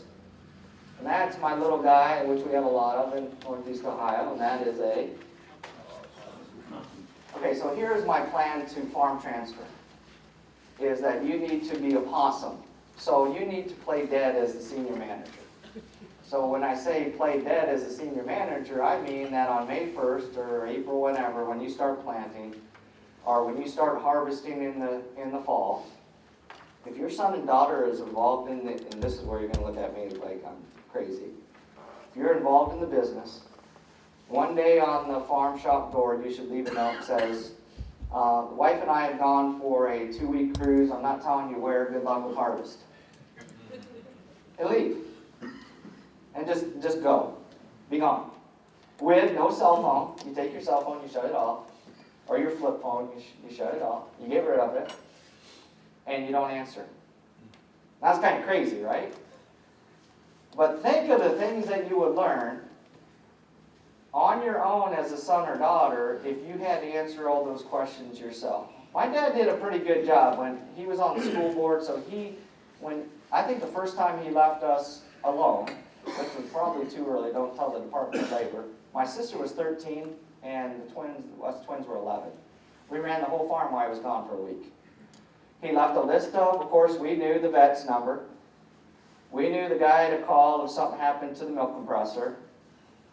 You know, we knew the AI technician guy, so if a cow came in heat that needed bread since Dad wasn't there, we would give the AI guy a call and he would come out. So when he would just leave. In fact, my sister fired an employee one time when my dad was gone. Of course, he hired him right back when he got back, but she fired him. I think at the age of 14, she fired somebody. And what it gave us was some of that ability to think, you know what, we can run this on our own. But I have to warn you, you have to know that they're prepared to be able to do that, because not, it could be a huge train wreck. There's a farmer named Tim, he's a beef farmer now, but when I moved back to the county, he was milking cows. So his son was back on the farm, Keston. He was trying to do this, where he starts to turn over a little bit of control and leave it to his son to make some of those management decisions. So he tried this, he left for a week, you know, and really wasn't in much communication back home. But Keston called him one day and said, Dad, I can't figure out what the heck is going on here, but the cows are kicking the crap out of me. Every cow that's coming through and they had one of those standing parlors, not a regular parlor. It was in an old Tysol barn that they converted. These cows are kicking the holy crap out of us. So Dad didn't know what to do. He just said, well, you just got to keep doing what you're doing, and then I'll be home in a couple days. So what had happened is, back in the early 80s, they had this teat dip that we put on cows that was a white teat dip. It was almost like a skin. I called it looked like peeling skin. You put it on, instead of the iodine, which is red, you dip it on and it's a white coat, and after a couple minutes, it kind of hardens up like a layer of skin around the teat to keep all the bacteria out. And then you wash it off, and next day put the milkers on. Well, they ran out. So Keston went in under the sink in the barn, and as a good farmer, nothing is labeled, right? Everything falls off. You don't have a clue what it is. Well, he grabbed the clear liquid, concentrate, he mixed it up with some water like he was supposed to, and put it in the teat dip cups and started teat dipping. So instead of grabbing the teat dip, he grabbed the bulk tank acid. You wonder why the cows are kicking the holy crap out of them? Tim told me it took, after he got home, it took about a month and gallons of bag balm to get the old girls to settle down. So the caution here, and this is, don't look at me strange, when you go on the opossum trip, make sure that they're set up to have some success. And I look back in hindsight, you know, when Dad passed away, when he got sick in May, it was May 1st, I was milking cows when he called. That 6 weeks, we learned an incredible amount of things that we didn't know how to do on the farm. We had a young man that's a teacher that worked for Dad since he was in 6th grade. So between he and myself, we learned an incredible lot of things and good community sport, but you're like, how come we didn't learn these things before? It was as sad as taking and walking all the property lines to know exactly where the property lines were. So those things you have to think about, and that's why I think at the end I said, well, you know, if you had 6 weeks to live, what were those things you have to do on your farm to get the next generation to take it over? And as you're looking at your operation, maybe some things to think about is, maybe I pull together a nice outside advisor team. I would call it your Shark Tank, where you would bring people in, not yes people, not people that would, you know, shake their head, yeah, I think you're doing a great job. So maybe it's your attorney, your accountant, financial planner. You can have Dawn in as your extension educator, business consultants, mediators, lenders. Have them in and have them you get your financials together, and that as you start to put a plan together about how you're going to transition it, come in and present it to these people that you respect, and then get some good, fresh ideas from them. Hopefully they're a good sounding board from you, that they'll say, you know what, that's crazy, don't do this, maybe you should think about this. Maybe they can provide you some technical information, so if you have your ag lender there, maybe when it comes to what we need to borrow money to do this expansion, well, there's your ag lender to say what they think about making that type of investment. They could suggest improvements for you. A lot of businesses have people come in and look at what they're doing, and on farms, we're pretty solitary.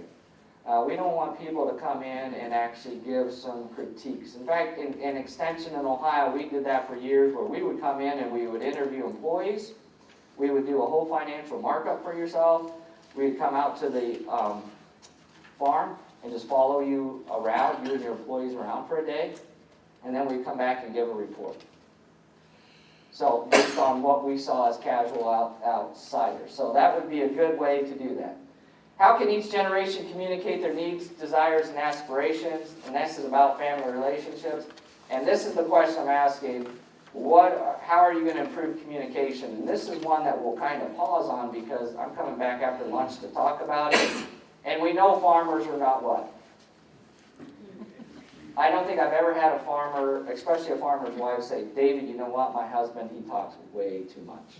He communicates way too much. I don't know what's, I don't know, I just can't shut him up. Usually we're not known for that. So we're going to talk about some barriers for communication, so think about that, and after lunch we'll come back to that. So we'll flip past that one, and we'll go to retirement. Do any of you want to retire? How did my grandpa retire from the farm? He died, right? Yeah, he died.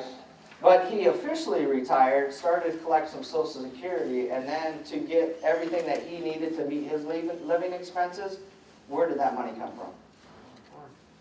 It came from, what did my mom say? She paid for the farm 3 times over, because they cut a monthly rent check to my grandfather for the ability to take over the farm. So when you look at your retirement, some questions that you have to answer. When do you wish to retire? This is going to be different for every generation. All right, the veteran generation, the day they retire is the day they die. The boomers, if you give them a big, big party and give them a nice award, they may retire. When you get to the Gen Xers, we're going to retire if we can at 58. So when do you want to retire? How much money will you need retirement? And is the business going to help pay for that retirement like my grandfather? And if you don't get it from the farm, where's that extra money coming from? So let's look at Social Security. Do you all have faith in Social Security? Our financial person says yes, that's good. It's more solid than people think. It is. So when you look at Social Security, farmers, we don't like to pay taxes, right? So what do we do at the end of the year? We mitigate any way to pay taxes. Because on earned income off the farm, we then pay self-employment tax, which then goes to funding Social Security. So then when we go to get we may earn our quarters, but when it comes to our monthly benefit that we get, on the whole, we're usually lower than most other retirees, because we've done such a really good job of putting income into other places during our business life. So when you look at the average, and this is not going up for 2016, it's frozen for this year. If your average income for a monthly for a retired worker is $1,300, or let's say $2,100 for a couple, a married couple. So that's average, 2176. So let's think back to that income question that I asked you earlier. So if I'm getting $2,100 from Social Security a month, I times that by 12, how much money am I actually making, give or take? 2,000 times 12 is 20, like let's round it up to $25,000, okay? And I have it a little more precise here. So I'm making $25,000. Now how much are you living on would be my next question. Okay, so let's say make it easy. I'm living on $50,000. I get $25,000 from Social Security. Where's the other $25,000 that I'm going to live on come from? Where's it come from? Is it a 401k? You know, I shake my head because when the prices were up, what were we buying? New tractors, new equipment. You know what we should have been doing? Is should be dumping, maxing out the amount into our 401ks, not only for the senior partner, but that person who's 20 years old, we should be maxing out as a farm business, putting into their 401k when they're young, so that they have the time value of money to go forward. If not, what happens? You got to come up with 25 grand, and oh, by the way, we saved for our golden years, we're going to do what? We're going to go to Alaska, we're going to go to Hawaii, oh yeah, my wife wants to go to Paris, so we're going to go to Paris. Those trips aren't cheap, right? Those trips are not cheap.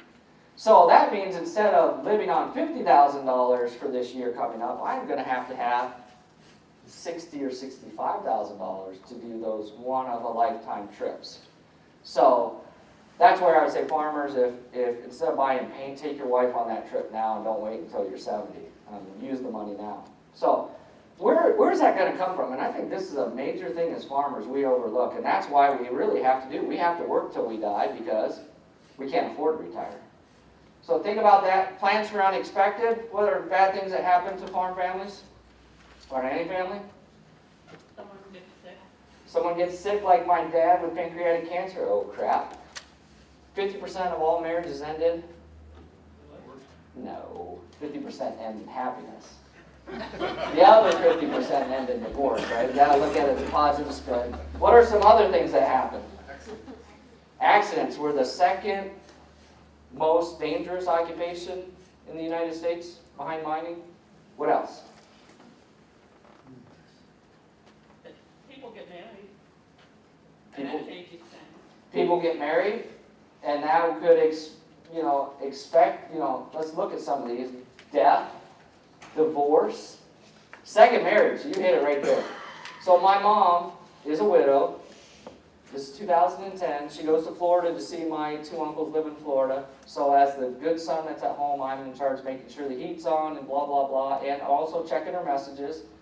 That way if anybody calls, because she's the cemetery sexton, so if anyone died, we need to know where to bury him kind of thing. So here I get this, I'm checking the messages and this like, hey, this is Tom. Wanted to know if you wanted to do dinner, Ann. And my mom's 70 years old. There's no need for that. Okay, 70 years old, so as a good son, what do? Delete. A little bit later, another call comes in a couple days later, same thing. Hi, this is Tom. And I know Tom. You see I put that Tomcat up there? I know what he was after my mom for. It was the 500 acres. At least that's in my mind, that's what it was, 500 acres. But I kept deleting it. You know, damned if we didn't walk in from the airport and the phone is ringing and she picks it up and you know who it is? Freaking Tomcat. So Mom and I had a discussion at 70 years old about the birds and the bees and what men were after at that age. Of course, I don't know if that, but we had a good discussion about this. I'm worried about the second marriage kind of thing. Look at what my grandfather did. He did a prenuptial agreement back in the 60s, which is unheard of. So why not alleviate that problem when we talk about a business? That in our business agreement, have your attorney cite or have in your business agreement when you're setting up your documents, whether that's an LLC, corporation, whatever it may be, that on the change of marital status on anybody in the whole business, that it requires a prenuptial agreement. Then you're not the bad guy. The business agreement says I have to have a prenuptial agreement. So then you have those discussions like my grandfather would not want that land to go to my grandma Ida Mae and then to the 3 daughters and left the 3 boys out on their heads. And you know what? That happens a lot. What I find is death brings out the greed in people. And that's what, so you need to tighten this down and not say, oh, don't worry, my kids will never fight over it. BS. They'll fight more because you're gone than if you're there. So, prenuptial agreements, I even heard of, if you want something fun for your kids to do, you can buy your own casket and you can have your own casket building. Amen. There was someone down here in Kentucky who told me they put in their thing, they had the casket kit ordered, it was in the garage, and then the instructions in the will that said, you know, take some money, go buy some beer, and then have the kids build it. And that's how they were building their casket. That was Kentucky, that was not Ohio. Unexpected issues, medical costs, if you get sick, long-term care insurance, something that you really, really, really need to talk about, because what happens when you go in a nursing home, and I have $70,000 a year or more, that could be low. Yeah, somebody says it is. I know my in-laws, grandmother, is something like that, $4,200 a month to be in this one place, and that's like an assisted living. So are we looking at exploring long-term care decisions, or have, at the very least, have we had the conversation, especially mom and dad with the kids, how are you going to take care of me if something happens to me long-term that I have to be in a facility? So are you going to do insurance? I mean, that's going to be something that you need to talk about. How are you going to do that? And how's your farm protected? And this could be liability things. It could be, we've had a couple instances where people will drive into the back end of a manure spreader, and you know manure spreaders are not usually clean. And then there's been a huge lawsuit. The farmer getting sued for the damages that occurred to the vehicle that hit them. Even though it was the vehicle that ran into the spreader, there's big lawsuits. So how are you protected from some of these things that might happen? And then, how have you made your life easier without you? Now, this is where it gets complicated, because where are most of our sensitive documents, like our titles, Social Security cards? Where is that stuff? Shoebox in the closet. I think my mom and dad said, you know, before you go through the clothes, you know, get rid of the clothes, make sure my mom told me this the other day, make sure you go through the pockets. Why? Because your dad used to hide the hay money when he sold, okay, anti-government here. He sold hay for cash. It might not have got, you're taping this, aren't you? Crap. It might not have gotten reported. It might have just gotten into a suit pocket, so they said make sure you're checking all these things. So, and then if we're really prepared, we have a safe deposit box, right? Or maybe we've taken some stuff to an attorney. So what we've done, and this I have to give credit Kentucky, if you open up your thing, on the right-hand side, there is an estate planning, your records for your information. I believe, if I'm right, Sue Badenhop wrote this originally for Kentucky. Now Dr. Hunter, the university's kind of updated it, Jennifer has, and it's a place where you can say, you know what, your records, and we had good stuff for my dad on the farm, and I thought we were well prepared, but just the headache of going through and knowing where everything is, this is a great document to start to get it on paper. If you have to, put it in a safe deposit box, make sure that the kids are, have access. Gidget, because she's old enough now, she's 22, her name is on the safe deposit box. She knows where the key is hidden in the house. She knows how to go to the bank. Both girls know how to go to the bank and get into the safe deposit box. So this is a document, and even more importantly, do you have it all out in... The one thing we were talking to the attorney about dads, and it was something on how the grade piece, it was the old grade piece, the piece of property that was titled, how it was originally worded on the title way back in 1920, that was completely different than how they title it now. So when you go into your attorney is going to ask you, as we look at everything that you own, how is it titled? And if you don't know how it's titled, what happens? Got to get a title search, right? Or someone's got to do that, right? Your office is happy to do that for people, right? For a fee, right? For a fee. So you could spend thousands of dollars of having them going doing the title searches, or you could have this all together. So what Jennifer and Susan have done here at the university, for Ohio State, we went a little bit differently. This is the document, which is the last one on your left-hand side, that you might want to look at. Now in this, it lists your name and information, and you might think, and we're going to flip through this page by page just so you see this. On page 2, Social Security number, all those things are, well, why the heck do I have all this stuff in there? Because trust me, when they start asking questions about different accounts, you're going to need to know that. And your children's name, the biological stepchildren adopted, which makes a big difference for the attorneys as they start talking to you. Even back in the 60s with grandpas, that was pretty complicated when you had 3 sons and 3 stepdaughters. So as you flip through there on page 6 and 7, there's different questions that they may be asking you. So what I tried to do was just put some of the questions that they might ask. So do you receive Social Security benefits? Do you have long-term care insurance? Is your spouse making any payments pursuant to divorce decree? If married, have you signed a pre or post? Post is not allowed in Kentucky, or they are. See, in Ohio they're not, so they are allowed here. Have you or your spouse been widowed?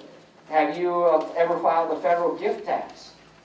Very important question that they need to know, that my mom had to file a gift tax form when she gave that farm to me because it went over the 14, we're allowed to give anybody $14,000 a year. In fact, all of you, if you want to give me $14,000 today, I would take that from you, and we don't have to talk to the government about it. But the minute you go over that, you have to file a form. So there's those questions that they may be asking of you. And then you can notice on page 8, it takes and talks about those things like healthcare power of attorney. Who is the attorney, power of attorney over your assets? Who has the power of attorney for your medical decisions? I think most attorneys, when you walk in, correct me if I'm wrong, this will be right on the radar to get done right away. The power of attorney, the living will. And I put on there, who do you want to raise your kids?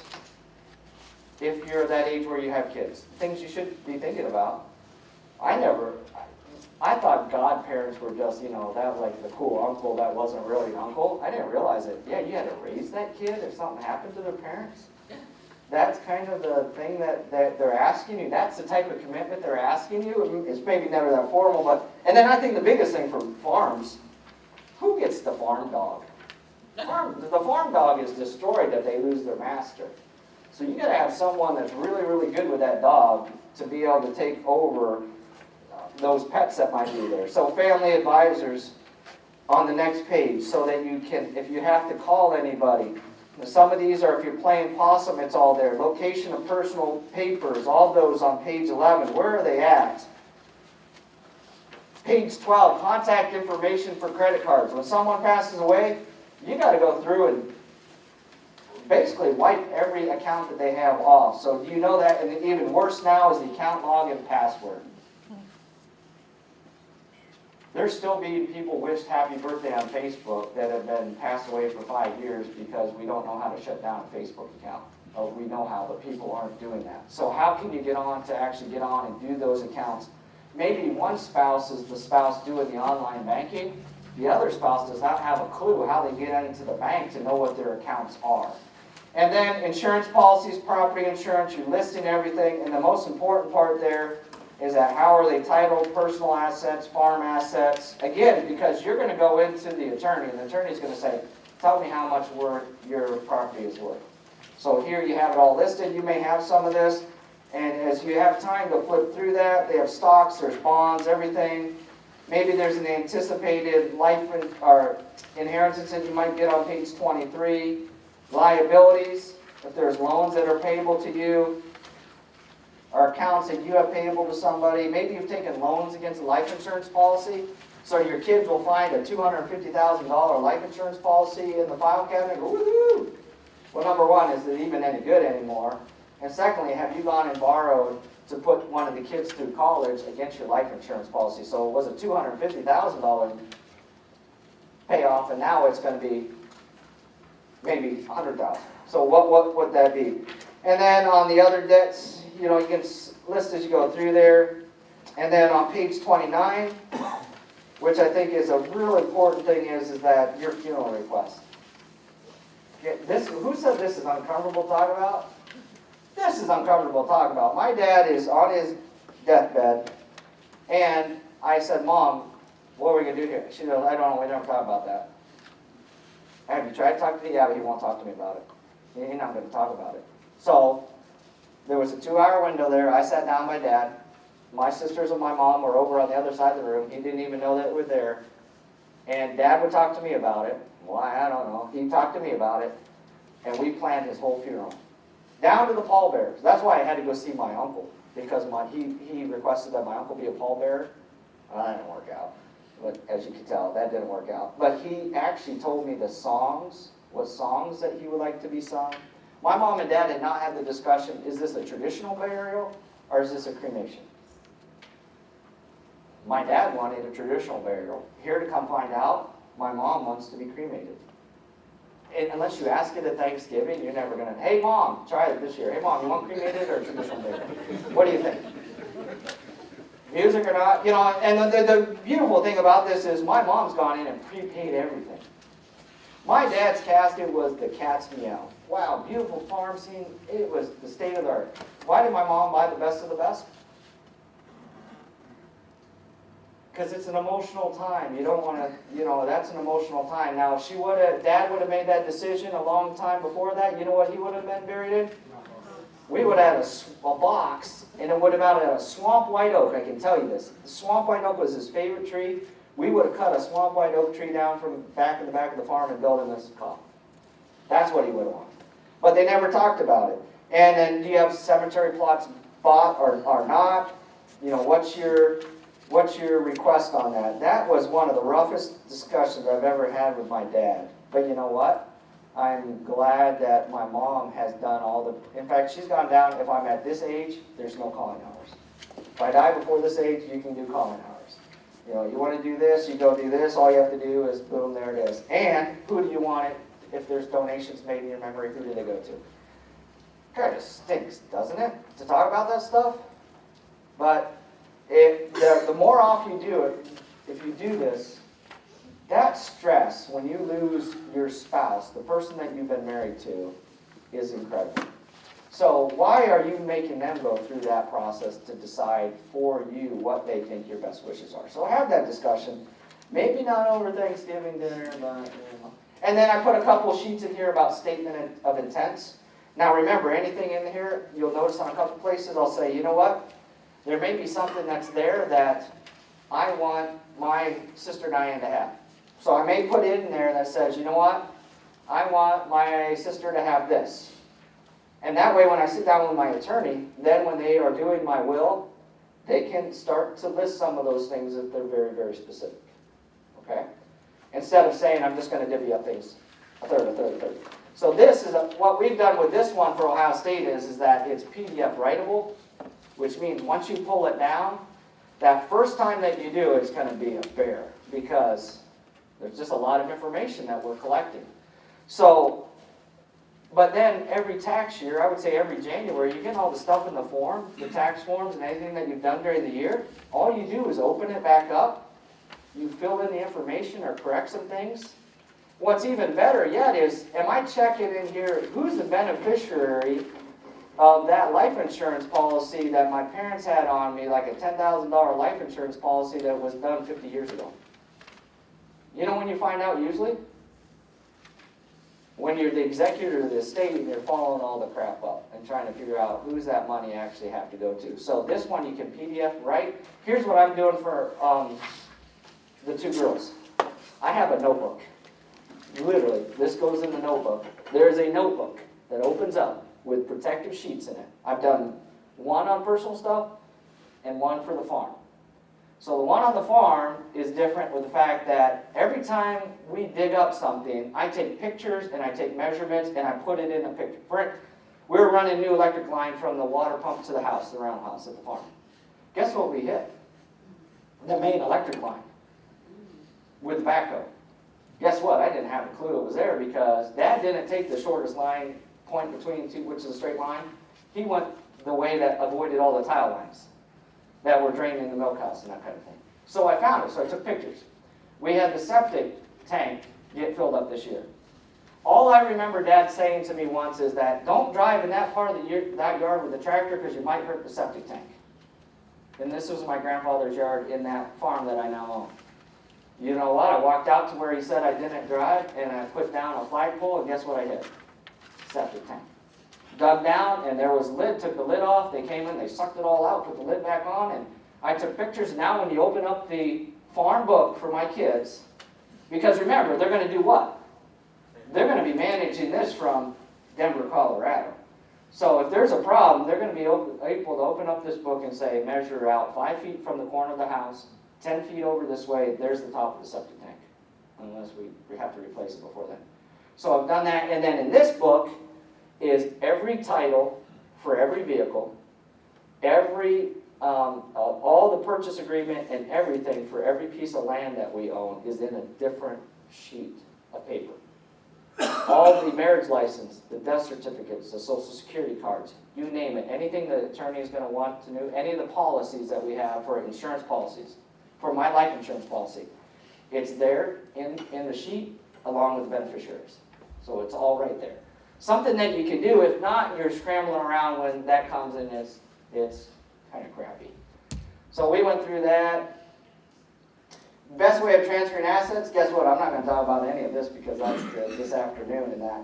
But always work with your intermediate assets up to fixed assets, mainly because of step up in basis on death. So do you want the original purchase price of that land that was bought in 1910? Or you want it to step up to its current value upon a death so that if you do sell it, then you don't have big capital gains treatments. And then there's these intangible assets, and that's kind of like the business knowledge. This is kind of like preparing the next generation to do the things for those unwritten agreements that you may have with neighboring farms. And I have one example that I can think of. For years, here's Grandpa's farm, there's Mom and Dad's. In between, it's a relative, of course, because the whole road is relatives. But these are shirt tail relatives. So like second or third cousins. Well, every winter, we plow their driveway and we chop them firewood. So why do I think as a kid that we do that? Being a good neighbor. Yeah, we went to church and we get bonus points, in church because we're doing that, being a good neighbor, right? No, the reason is not, because the reason, and I found this out much later from my father, was that back in the day when they put all the tile system on the farm that I now own, it runs a main down through here, and there's a creek which happens to be down on my dad's, or you guys say creek down here, creek or creek. Well anyways, to get it to outlet, the only way to outlet that is go across the neighbor's property, which is a relative, and then go across Mom and Dad's right out to the creek.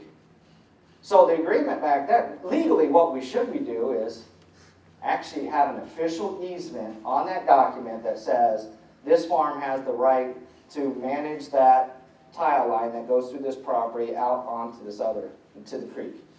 There was no easement that was ever done. There was a handshake between my Grandpa Levi and Francis Day, who would be his cousin.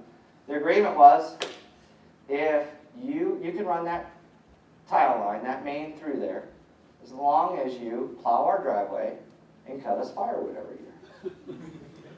Crap, where's that written down? I don't want to make the neighbors mad, but you know what? We still honor that agreement to this day. Freaky.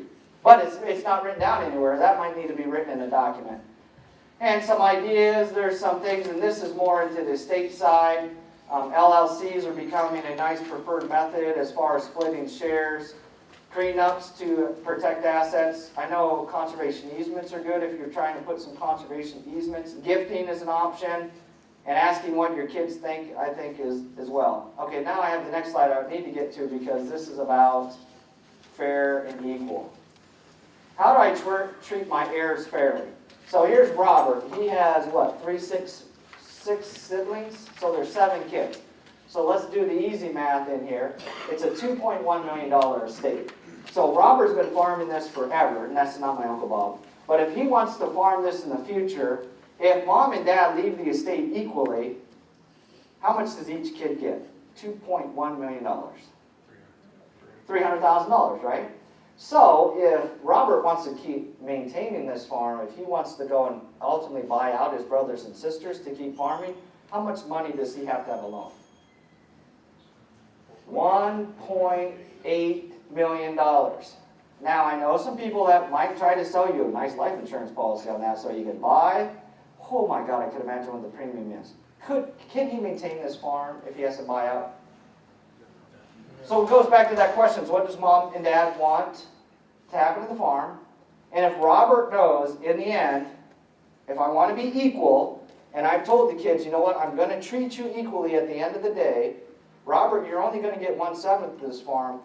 As Robert, does that change my planting horizon of what's going to happen on that farm? Absolutely. He may look at that as, you know what, that's a piece of land that I'm renting, and that's a year-to-year basis. And then he might be exploring other options to buy something if he wants something that is going to be his, if he doesn't want. Or maybe the attorney puts this into an LLC, and they all own shares, and the LLC says that you need to rent this back to Robert, and Robert's going to be the farmer on that property. Contribution and compensation. How do you calculate the value of the son or daughter who stayed on the farm? And this comes back to what you said about Melvin, was that he was on the farm busting his butt. How do you put a value on what he did? How do you do that?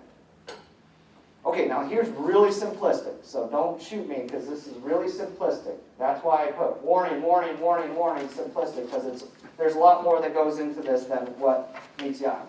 1995, he comes back to the farm.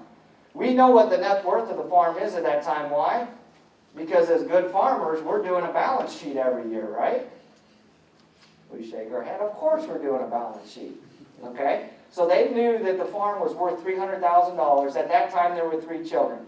So let's say the farm transferred hands in that time. $300,000, 3 kids. I want to split it equally. How much does each kid get? $100,000. Makes it nice and easy, right? So at that time, the youngest son returns home to farm. So we know what the value is when he returned home. And now let's fast forward 20 years, right? So he's been farming with Dad. Now this is when I say it's simplistic, because most attorneys will tell you when son or daughter comes back to the farm, they should be bringing some assets with it. So the question is how did this net worth get from $300,000 to $3.3 million in 20 years? Was it because of son's contribution, bringing in land and cattle? Or was it just from market value? So don't want to be simplistic. But let's say, for instance, here, that increase in value, which is an increase of $3 million over that 20-year period. So it's a $3 million increase. Let's say half of that net worth can be attributed to Dad. Half of that could be contributed to son who came back. Now that's the question, is how do you determine what percentage is to which partner in that? Is it 50-50? Is it 60-40? Is it 30-70? Depending on what's buying. So that's why I say this is simplistic. So if in that case, if it's a $3.3 million estate, $3 million of that is grown over those 20 years, 50% of that is to the parents. This is in this situation. So how much of the net worth does the son now have of that increase? $1.5 million. And how much does mom and dad have? $1.5 million. And what's sitting over here in this other basket? The $300,000 net worth, which was there in the beginning. So we've grown it. So when you look at this then, let's say Dad dies in 2015. $3.3 million. So what's the on-farm shares get? Well, remember back to the original net worth. That was $100,000.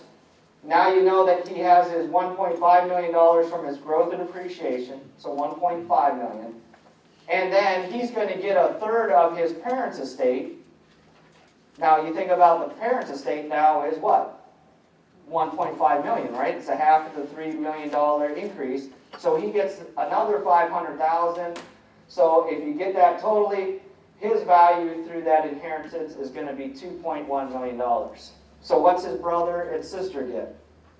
500,000 apiece. They get 500,000 apiece from now, and also the 100,000 from the original, so they get $600,000. So when it comes down to it, the on-farm heir now, in this situation, we talked about Robert, about that pie. Now, instead of taking $2.2 million to buy out, let's say the $3.3 million is split 3 ways, that's 1.1, 1.1, 1.1. So he would have to get 2.2 to buy his brother and sister out. Now, instead of doing that, he only has to come up with $1.2 million in his thought process to buy out his brother and sister, if that's how it works. I caution you, that is very simplistic.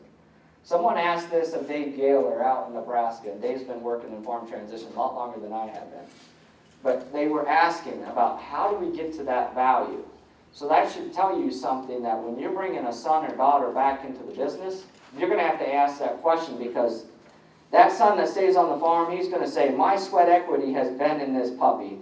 You've been sitting in Chicago. This is what the argument is on the table. Your butt's been sitting in Chicago, and I've been out here busting my butt, living on nothing, while you're living in Chicago, and now you want 1/3 of the farm? So this should not be the son or daughter sitting at the table making this argument. This should be mom or dad explaining to the family, this is how I value. It doesn't have to be this way. That's why we have professionals to help you.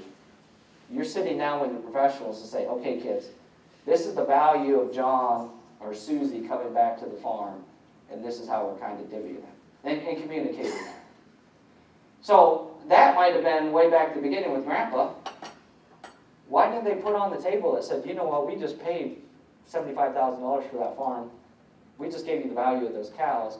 And the way we came that up to is because that was the increase of net value from when you came home and farmed, Melvin, you came home and farmed with Levi for those years. And that's how we came up with that dollar figure to pay you out of your partnership. That makes sense? Something to think about. No, you're just like, oh, I got the finger on that one. So, well, that's, so I'm going to come back with that.